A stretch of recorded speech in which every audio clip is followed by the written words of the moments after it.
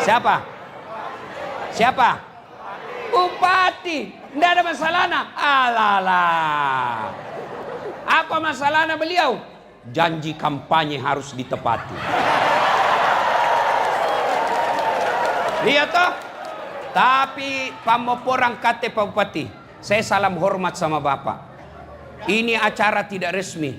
Jarang-jarang Tom Bupati hari Ahad, hari libur mau datang ketemu sama ulama dan umat. Alhamdulillah. Iya. Apa masalahnya dulu? Sebelum terpilih mau jadi bupati. Sudah jadi bupati, laksanakan janji. Sudah selesai semua, mau 2 periode. Iya toh? Sudah 2 periode, mau jadi gubernur. Biasa begitu. Iya kan? Tidak ada orang tidak ada masalah. Ayo. Kateng asing. Muka-muka penuh masalah juga sendiri. Iya toh? Nakke poeng jahito masalahku. Apa masalahku? Waduh, banyak janda-janda curhat. Kenapa kau ibu? Apalagi kalau mama mau foto, bate tak nasesa kamase. Selfie Ustaz. Ulangi Ustaz, kabur nih. Ulangi Ustaz, 4 kali mina ulangi itu. Dalam hatiku, bukan HP-mu kabur, mukamu memang sudah kabur. Iya. Ayo. Masalah banyak. Contoh. Ya. Umumnya kita punya masalah dalam rumah tangga. Tidak ada orang tidak ada masalah rumah tangganya, Pak. Ya. Tidak ada orang. Coba, kate waktu pacaran kau 2 tahun, baik semua itu pasanganmu. Dialah yang tercantik. Dialah yang tergagah. Dialah penuh pesona. Dialah yang paling setia. Dialah yang paling sopan. Dialah yang paling pengertian. Sekali 2 mi anakmu, oh male. Niak ngasem mi aslina. Hah? Waktu mu masih pacaran, sopan. Tapi katendi. Kate mamin tu kodong. Sekali 2 mi anak karena tongolok mentong kau. Iya toh? Iya. Ayo. Dalam rumah tangga pun penuh dengan masalah kita, Pak. Tidak ada orang tidak ada masalah rumah tangganya. Bohong itu kalau Nabi bilang tidak ada masalahnya. Ada orang bilang, Ustaz, bahagiana rumah tangga nenjo. Kenapa kau tahu Kibu? Nabi bilang, tahu wah. Itu fotona di Instagram nah. De romantis nah. Itu Instagram gampang jadi bikin. Foto 30 detik, upload 30 detik. 1 menit saja kamu tidak tahu rumah tangganya 23 jam sekian menit. Iya toh? Lihat itu pak konten kalau lari-lari. Kayak hari pagi tadi pagi. Banyak itu pak konten lari pagi. Pura-pura. Foto. Sudah itu singgah. Bagus sih. Nggak lari. Baru kau lihat itu di Instagram bagus larinya. Konten. 1 menit itu foto. Larinya 20 menit. Makan cotona 2 jam. Iya. Jangan kau percaya kalau dia bilang tidak ada masalahnya. Semua rumah tangga punya masalah. Jangankan kita. Kurang apa Rasulullah. Mulia Rasulullah. Ada masalah dalam rumah tangganya. Soal kesetiaan. Aisyah pernah dituduh selingkuh. Soal ekonomi. Nabi pernah 3 hari 3 malam tidak makan. Sampai cucunya beliau Hasan Hussein pucat. Itu Nabi. Apalagi kita. Dan hebatnya kalau kita miskin Pak. Insya Allah orang miskin itu gampang masuk surga. Kenapa? Tidak banyak pertanyaannya. Apa mau ditanyakan kok? Mobil tidak ada. Rumah kontrak-kontrak. Motor tenang. Haji mau sekali tapi tidak ada uang. Iya toh? Apa mau tanya Kang Ki? Yang kedua, orang miskin itu tidak punya potensi untuk sombong. Nah sombong ini paling benci Tuhan. Alhamdulillah kalau miskin tidak sombong kita. Apa mau disombongkan? Apa? Beda orang kaya. Banyak pertanyaannya. Ditanya mobilnya. Ditanya pentilnya. Ditanya pembeli bensinnya. Dipadili kepala dinas. Nah bilang malaikat. Itu kalau dilihat gajimu 7 juta 9 juta 1 bulan. Dari mana kau dapat mobil itu?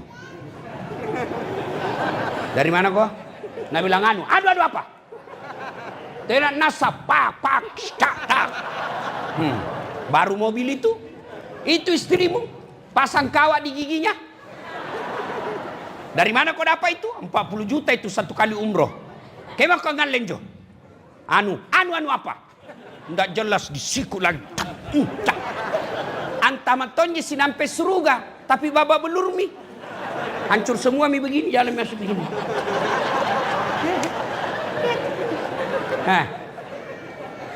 Pada zaman Nabi, orang kecil bukan seperti badanku ya, bukan. Masuknya rakyat biasa, miskin, tapi dicintai oleh Allah dan Rasulnya.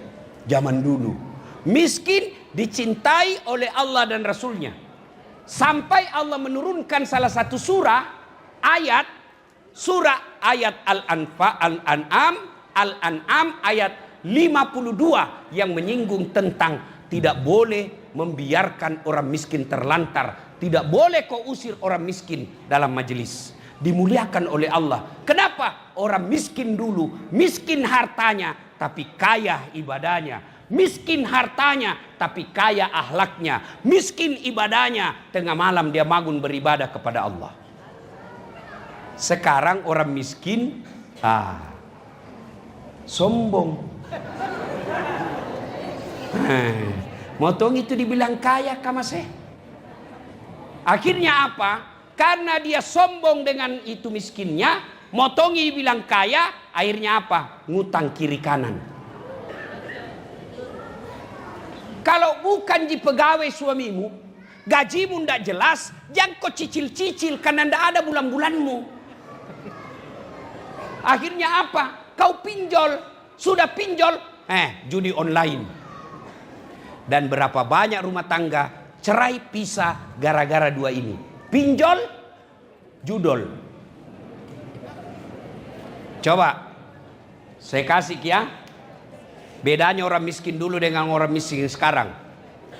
Dia sama ibu-ibu sekarang ndak ada kerjanya suaminya, pengangguran suaminya, magaya kalau pergi salon, magaya kalau pergi pengantin. Salah tapi tidak salah, tapi itu namanya kau tidak bijaksana dalam hidupmu. Supaya kau tidak ngutang, ngapain pakai popok? Tanya itu ibu, berapa 1 bulan popok? Berapa? Berapa mi? 1 minggu biasa beda 100 ribu. 100 ribu, lebih 100 1 minggu. 1 bulan berapa itu? Mau memang 700 ribu. Apakah tidak lebih baik itu 700 ribu kau belikan beras, lalu kau pakai saja itu selimut anak-anak di duluan. Pakai kami itu kantong plastik. Apa namanya itu? Terpal plastik. Basah, bilas, jemur, pakai lagi sebentar malam. Popok, pagi, ganti. Mandi, ganti. Tengah hari, ganti. Malam, ganti. Baru bangun, ganti. Akhirnya apa? Kamu pinjol. Lihat lagi. Oh ibu. Ibu-ibu dulu kalau ada anak-anak ndak pakai susu kaleng. Apa nak pakai bu? Susu cap dada. Iya toh? Nah. Dan itu perintah Quran. ASI, air susu ibu, itu perintah Quran. Dijelaskan susui anakmu, disebut berapa? 2 tahun. Itu langsung Quran yang bilang. Makanya ASI itu antibodi pertahanan tubuh yang kuat. Makanya generasi seperti saya, seperti Pak Bupati, dulu kalau kita mandi di sungai, biar 4 jam tidak sakit. Berhujan-hujan dari pagi sampai tengah hari. Pulang sekolah berhujan-hujan, malah turun ke sungai berenang. Paling kalau lama di sini jam biru, begini pulang. Iya, tidak sakit orang Pak.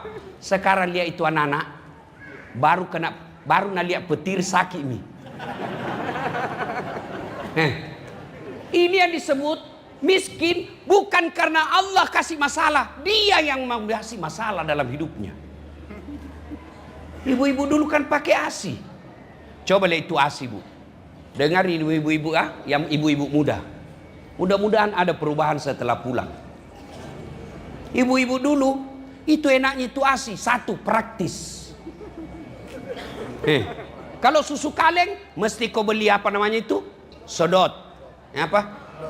Dot. Botol. Ada tempat compeng-compengnya, ada tempat-tempat-tempatnya, ada lagi sendok-sendoknya. Ya toh? Dibelikan itu sede anu tas-tasnya, motongi dibilang orang kaya kamase.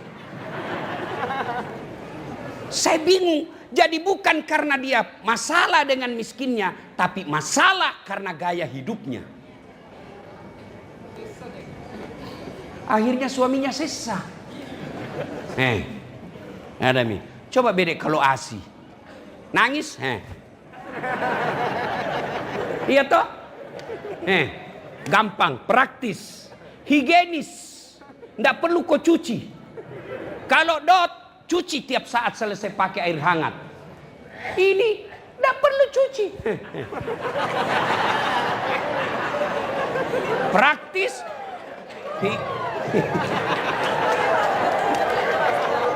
Praktis, higienis, ekonomis. Dan kalau lebih, biasanya bapaknya punya bagian.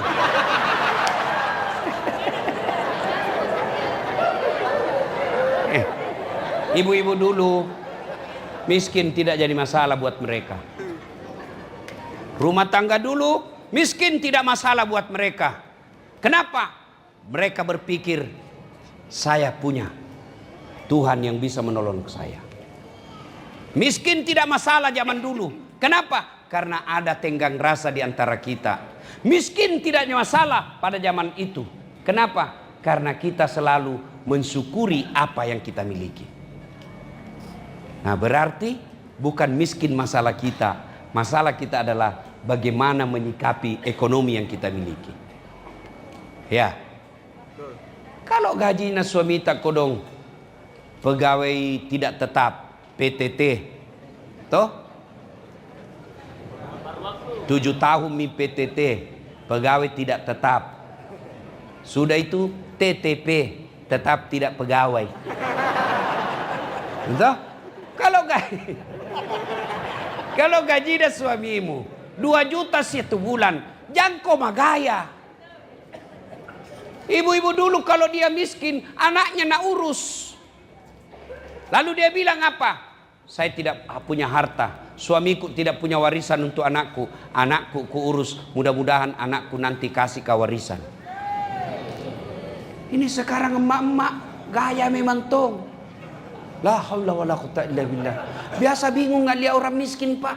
Kalau pi pengantin motongi dibilang kaya, nana tahu juga orang bilang kau miskin. Mau ku apa? Nada ini. Ibu. Oi. Tolong beri kita jawab. Diam semua ke bapak-bapak. Kalau ada ibu-ibu 2 jalan. Satu kaya tapi penampilannya sederhana. Satu lagi kaya tapi penampilannya mewah. Mana ibu kagumi? Lihat nih. Kaya saja, sederhana, kita kagum. Kenapa kau miskin mau megaya?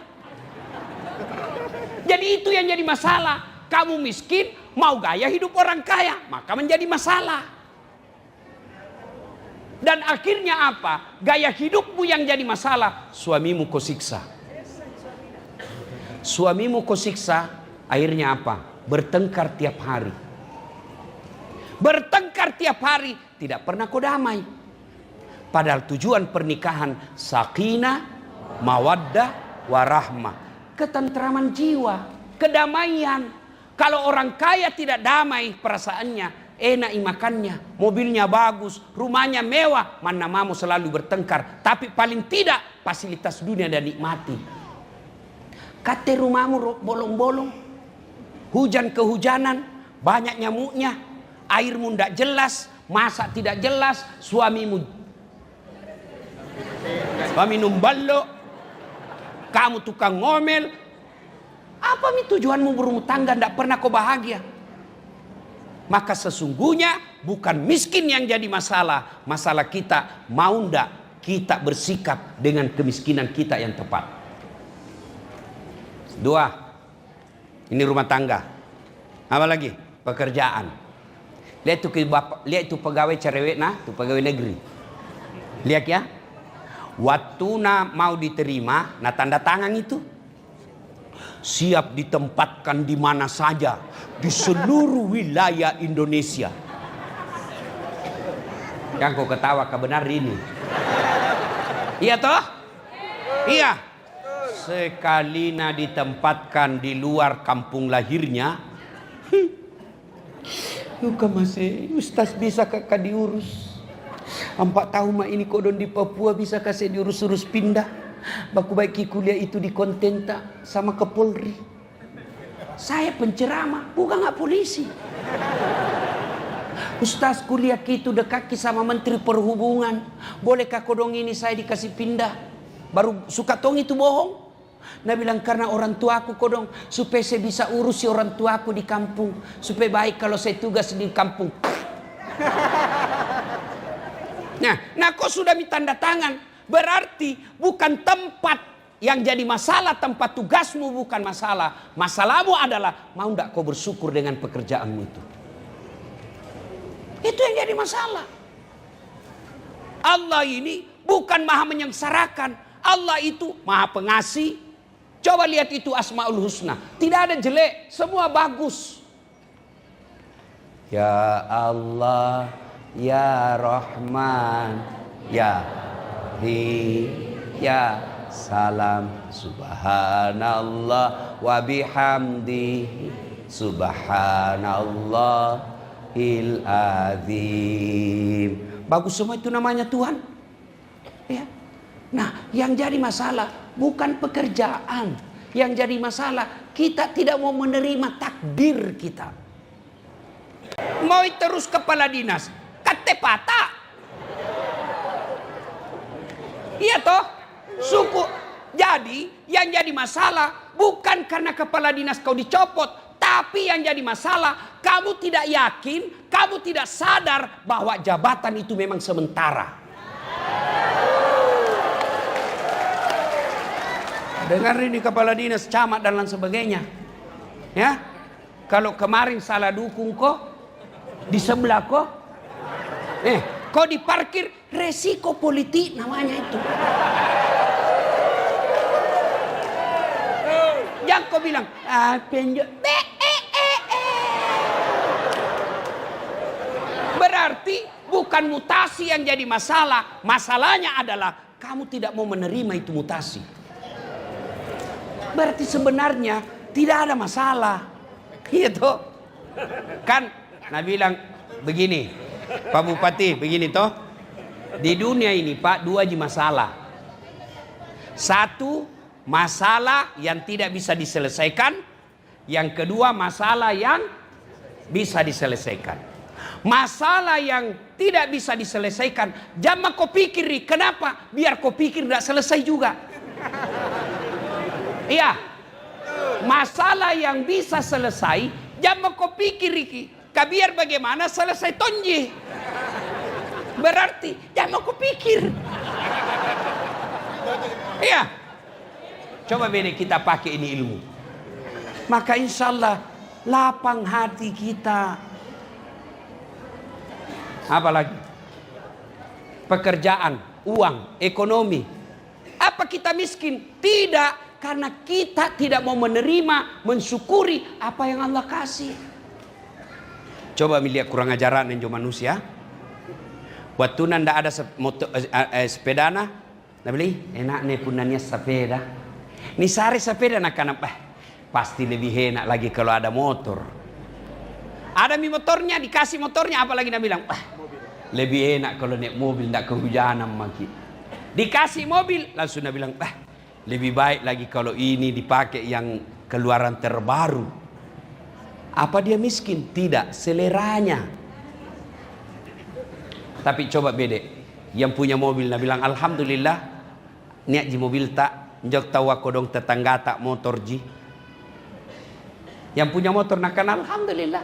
Kita ada ji motor tak, tetangga tak tawa sepeda ji. Iya toh? Yang punya sepeda nak kan alhamdulillah dia ji sepeda iya. Jo tetangga tak kodong mana sepeda tidak ada. Kemana-mana jalan kaki. Yang jalan kaki apa nak bilang? Alhamdulillah sehat ki. Bisa ki jalan kaki. Tu tetangga tak kodong stroke, ndak bisa mi kemana-mana. Lihat toh? Kita yang stroke, alhamdulillah, meskipun saya stroke saya masih bisa bernapas dan bisa sholat duduk. Tuh tetangga tak mati mi kemarin Coba beda kalau begini, maka semua tidak ada masalah. Yang jadi masalah, motor lihat mobil, mobil lihat mau yang baru masih banyak lagi. Apa istrimu yang jelek? Bukan, karena seleramu terlalu tinggi. Nah bilang jelek istriku, Allah maha tahu, memang itu yang terbaik. Kenapa Pak? Karena kalau cantik istrimu malu jalan sama kau. Kenapa? Karena kau juga jelek.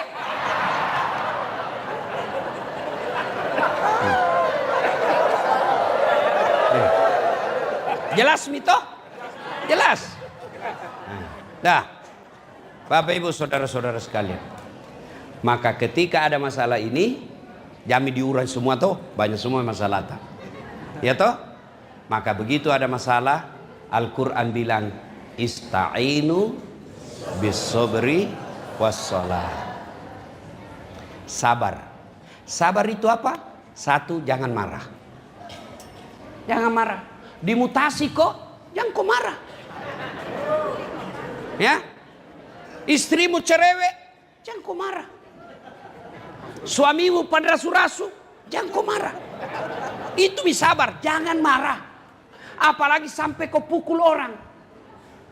Tidak selesai masalahmu, tambah banyak masalahmu. Nah mutasi kau bupati, kau berciut-ciut di medsos, mengatakan tidak adil, pilih kasih, marah Pak Bupati, lapor polisi, tambah masalahmu. Coba beda kalau datang ke Pak Bupati, Pak, pamupurang kate kareng, jo sumpahnya salah pilih naknya. Ia minne kodong manusia, hilap saya Pak Bupati. Tapi saya tetap loyal sama Pak Bupati. Yang lalu biar berlalu. Yang sekarang saya akan memperbaiki diri. Saya siap kemana saja Pak Bupati. Amang itu. Tiba-tiba Pak Bupati tergugah hatinya. Oke, tidak apa-apa. Sabar maki dulu deh. Menunggu maki dulu 3 bulan. Jangan marah. Istrimu cerewet, jangan kau marah. Kalau kau marah ketemu marah, meledak. Saya kalau istriku marah, saya yang tidak marah. Kalau saya marah, istriku yang diam. Kalau dia marah, saya yang tersenyum. Kalau perlu saya buka bajuku. Baru saya ambil lagunya Ome Rama. Bila kamu di sisiku. Nggak percaya Pak, coba beda praktekkan ini. Coba praktekkan ini. Kalau istrimu marah, bukai bajumu kau menyanyi. Apalagi kalau besar perutmu. Buka baru kasih bintin. Berhenti marah. Berarti yang jadi masalah bukan istri marah. Yang jadi masalah bagaimana kau hadapi orang marah. Jelas? Sabar.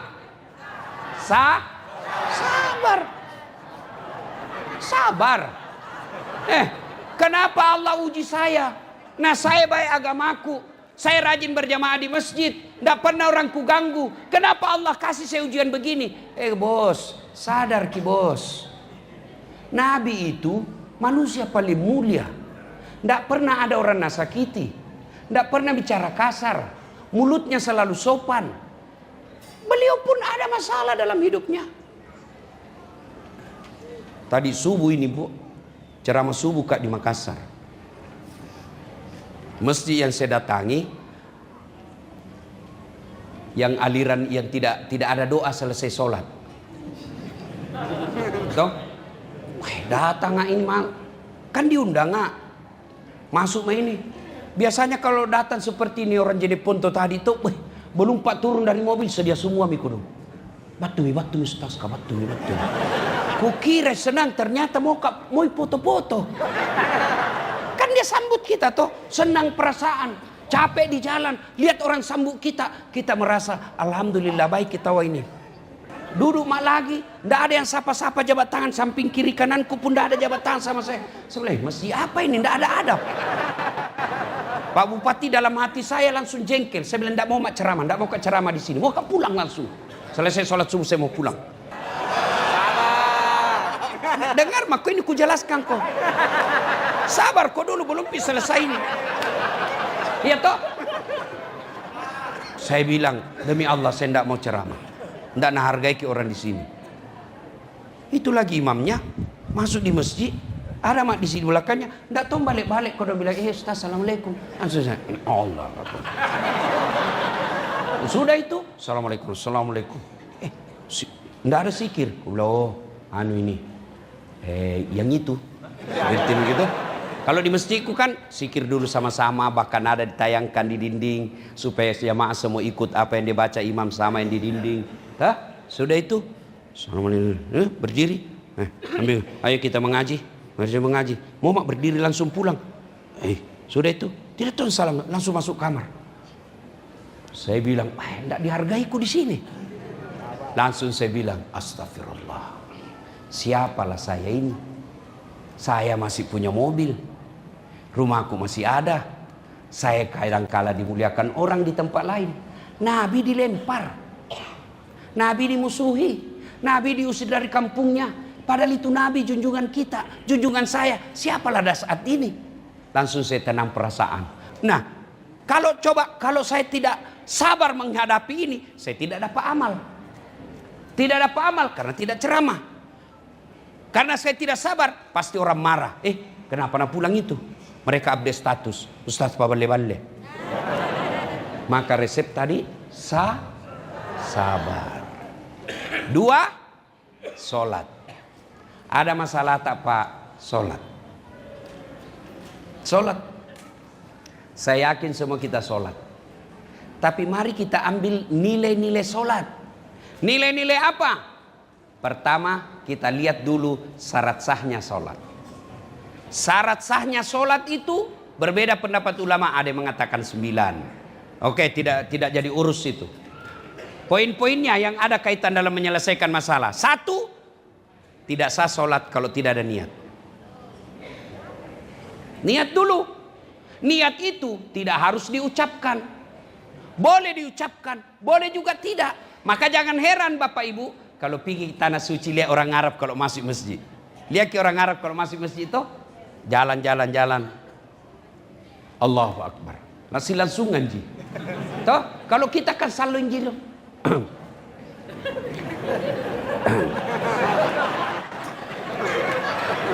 Kenapa na lama loading ji? Baru na ulang-ulang hafal salli. Mana tenau salli sah. Bila bisa misalnya toh mau kita sholat duha, bisa kita langsung bilang saja begini, Tuhan sholat duha ya Allah. Boleh. Sholat maghrib mau kita bilang usalli fardal maghribi salasa rakaatin. Tidak dihafal itu, bilang saja Tuhan sholat maghrib 3 rakaat Allahu Akbar. Boleh. Maka luruskan dulu niat. Artinya apa? Yang jadi masalah karena kamu salah niat. Berumah tangga, kalau niatmu karena kaya itu anaknya orang, siap kau menderita. Kenapa? Kaya ada batasnya. Kenapa banyak menderita dalam rumah tangga? Soal ekonomi. Karena salah niat. Dia nikahi anaknya orang karena lihat hartanya. Wih, kaya itu. Tojengko, kaya betul. 7 turunan tidak habis hartanya. Masalahnya kau turunan ke-8.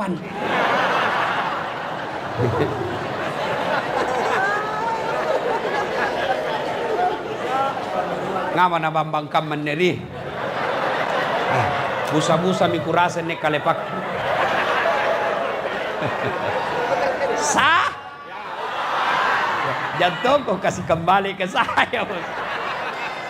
Iya tak? Nah, sudah. Jadi, kalau ada masalah, pertama perbaiki niatmu.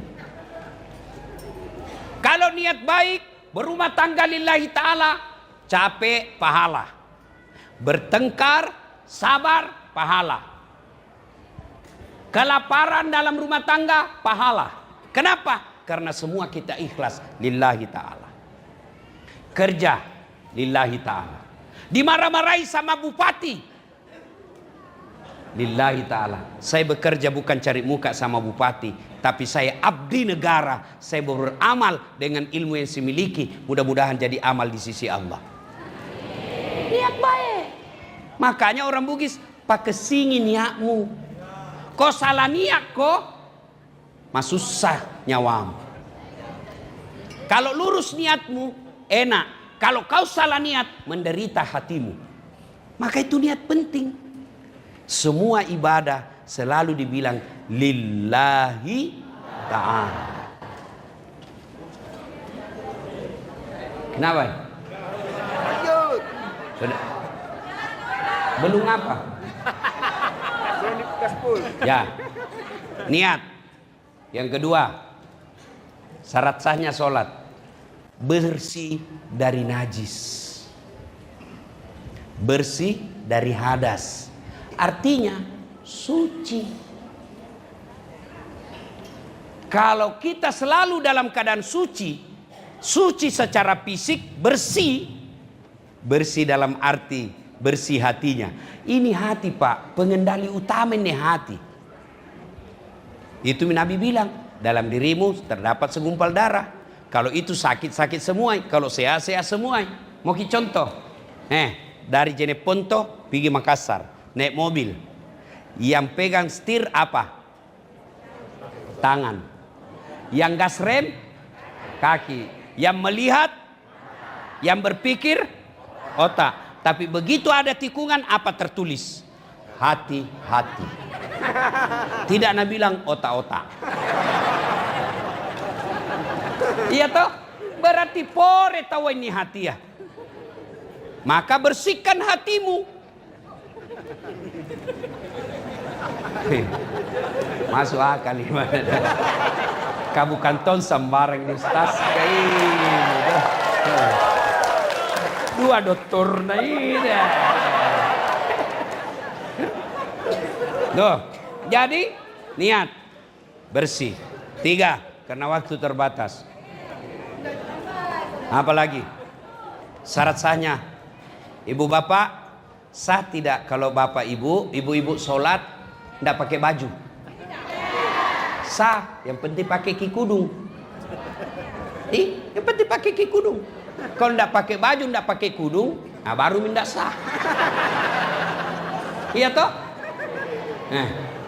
Bapak-bapak, sah tidak sholatnya kalau tidak pakai baju? Sah, yang penting di atas pusar.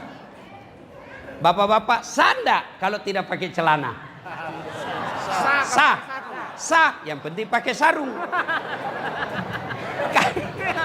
Kalau tidak pakai sarung, tidak pakai celana, baru tidak sah. Iya toh? Berarti syaratnya adalah menutup aurat. Apa itu aurat? Rasa malu.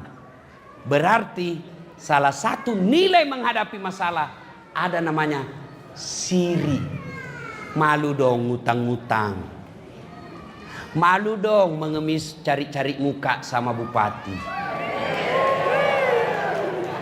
Iya, kata mami itu keren. Iya keren. Malu. Kita orang Bugis Makassar niat karena siri. Sirip na pace. Iya toh? Untuk apa kau sholat kalau tidak punya rasa malu? Sudah digaji oleh rakyat. Ada pengajian begini, datang dong. Ketemu sama rakyat. Anggota DPR masukku. Jangan mau pak kau dipilih baru kopi datang semua. Sekali kintu kau dong. Keluarga ki. Nek masalahmu. Tenak mau harap. Gampang mintu. Ini kartu namaku kate. Telepon mama. Sudah terpilih. Nah ganti nomor KPN. Tidak ada rasa malu itu. Malu dong. Ya. Maka orang yang mengaplikasikan nilai-nilai sholat. Matan resiri. Tinggi rasa malunya. Apalagi nilai-nilai. Menghadap kiblat. Apa itu menghadap kiblat? Fokus. Banyak orang tidak bisa selesai masalahnya karena tidak fokus. Banyak orang gagal usaha karena tidak fokus. Itulah makna menghadap ke kiblat. Apa lagi? Saya tidak sholat duhur kalau jam 9 pagi. Saya tidak. Kenapa? Belum waktu. Saya tidak sholat maghrib jam 5 sore. Saya tidak sholat maghrib jam 8 malam. Berarti disiplin. Jepang maju. Sama-sama kita start 1945. Jepang dibom Hiroshima dan Nagasaki. Hancur. Tapi mereka budaya disiplin. Maju sekarang. Sehingga apa? Jepang banyak di luar kita parkir. Toyota, Honda. Injo nggak sih? Jepang injo? Belanda ada. Sanggarak Belanda Mami yang ada. Iya toh. Maka pegawai negeri, kalau kau disiplin bekerja, insya Allah bupati lirik kamu. Itawa ini rajin nih anak buahku ini. Belum jam 7 ada di kantor. Pulang tawa jam 4 sore, disiplin. Yang banyak jam 10 masih ada di warkop. Bapak korupsi itu pak. Kan digaji kerjanya jam berapa Pak Peti? 8 sampai jam 4 sore. Itu yang digaji jam 8 sampai 4 sore. Jadi kalau kau masuk jam 10, korupsi mah kau 2 jam. Kau pulang jam 3 jam kau setiap hari korupsi. Pantas gajimu tidak berkah, anakmu panrasu-rasu. Betul-betul baru kau ngasih itu pelakunya.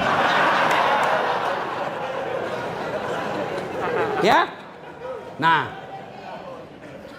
berarti Bapak Ibu Saudara-saudara sekalian, itu kalau dia sholat. Lebih-lebih lagi kalau dia tidak sholat. Ku kasih ki contoh nah, ku kasih ki contoh. Contoh jini. Nyo Pak Bupati, nia ajudanna. Nia toh, biasanya itu 3. Lain pagi, lain tengah hari, lain sore, lain malam. Dan itu ajudan, biasanya nanti dia tidur kalau Bupati tidur. Iya toh? Dan itu ajudan kalau dipanggil sama Bupati, ajudan, biar lagi tidur lompat. Siap, keren. Perintah. Iya toh Pak Bupati? Betul. Mana ada ajudan? Ajudan, tunggu dulu Pak. Wow. Bila mau kok, dipecak kok. Ajudan, tapi kata tidak lihat kesibuk Pak. Hebat tuh. Padahal Bupati Jinjo, Bupati. Tidak berani kau bilang tunggu. Tidak berani kau bilang sibuk. Tapi kenapa kalau Tuhan panggil kau, hayalas sholah, kau bilang apa? Tunggu. Wajar hidupmu susah. Kenapa? Tuhanmu kau suruh menunggu. Bupati saja tidak mau menunggu. Nah mutasi kok. Wajar. Berpuluh tahun kita berkeluarga tidak dapat sakinah mawaddah warahmah. Kenapa? Kau tidak datang sama Allah. Datang kau sama Allah. Adik-adik, kalau mau kau cari kerja, jangan kau cari muka sama manusia. Adik-adikku para remaja, saya kenal ini jenek ponto banyak yang suka jadi tentara. Ya toh? Bagus jadi tentara, membela NKRI. Saya NKRI di dadaku, istriku di hatiku. Dedek, Kalau mau kau jadi tentara, jangan kau nyogok. Perbaiki sholatmu. Jangan kau maksiat. Bangun sholat tengah malam. Minta kepada Allah. Masa Allah tidak kasih? Ibu-ibu banyak masalah. Minta kitalah kepada Allah. Coba Mi, jangan Miki jawab Kak. Jawab Mi diri tak masing-masing yang banyak masalahnya. Pernah jadi itu kalau ada masalah tak bangun Ki sholat tahajud minta tolong kepada Allah? Enggak kan? 5 waktu saja pun nampak. Berarti bukan masalah. Yang jadi masalah, kamu tidak datang kepada Allah. Ya? Berarti ada masalah, sabar, sholat. 2, poin ceramah 2. Tadi waktu saya minta ini gelas. Apa dia kasih saya? Gelas. Coba bedek. Pak dokter, kalau saya minta gelas, tapi Pak dokter boleh minta gelas. Nah, saya dikasih gelas. Aja gelas. Tapi coba Pak dokter, boleh minta air? Air. Boleh minta air? Ya. Air. Ya. Oke. Dia kasih saya air, tapi ada apanya? Ada gelasnya. Waktu saya minta gelas, tidak ada airnya. Gelasnya saja. Waktu saya minta air, ada gelasnya. Siapa yang meminta akhirat, Allah kasih dunia juga.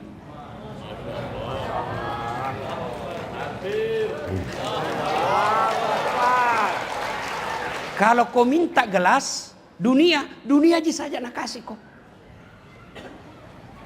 Hebatnya Tuhan tak, kamu minta akhiratmu, duniamu ikut.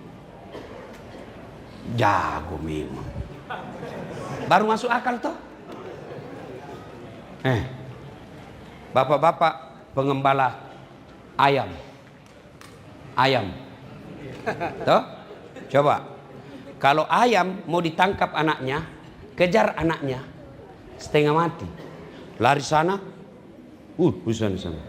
Bisa jadi malah itu anak ayam kita pijak. Bagaimana caranya anaknya? Tidak perlu kau kejar anaknya. Tangkai mamakna. Tangkai mamakna, kasih masuk kurungan, ikut semua anaknya. Lagi saya kasih contoh. Ada petani sawah di sini? Banyak. Bapak kalau tanam rumput, ada padi? Tidak. Tapi kalau bapak tanam padi, ikut rumput. Kalau kau kejar dunia, hilang akhiratmu, bahkan jadi dunia bahkan bisa kau injak juga. Tapi kalau kau kejar akhirat, semua akan Allah kasih. Salah satu kejar akhirat itu pengajian seperti ini. Maka pengajian seperti ini hidupkan. Pak Bupati, saya senang kawan saya ada WhatsApp saya di rumah jabatan ada namanya kajian Islami. Itu aja orang untuk cinta akhirat. Keliru juga yang cinta akhirat salah paham. Tinggal saja di masjid berdoa, tidak mau bekerja. Tidak boleh juga begitu. Doa, sudah berdoa, kerja. Buka surah Al-Jum'ah. Perintah kamu datang ke sholat Jumat. Sudah salat Jumat, kata Allah, bertebaranlah kau di muka bumi mencari ridhaku. Maka kejar akhiratmu. Kalau akhirat kau kejar, insya Allah dunia ikut. Bukan bermaksud takabur dan sombong. Hanya supaya gampang kita mengerti. Das atlatif. Saya kejar akhirat, dunia Allah kasih saya lebih dari yang saya mau. Tapi kapan kejar saja dunia, capek dan bisa jadi dunia lepas. Maka ibu-ibu ajarkan anak kita, perbaiki sholatmu nak, perbaiki akhlakmu. Kecil buat Allah kasih kau mobil. Nah ibu bapak saudara-saudara sekalian, terima kasih. Mudah-mudahan ceramah ini ada manfaat. Ya.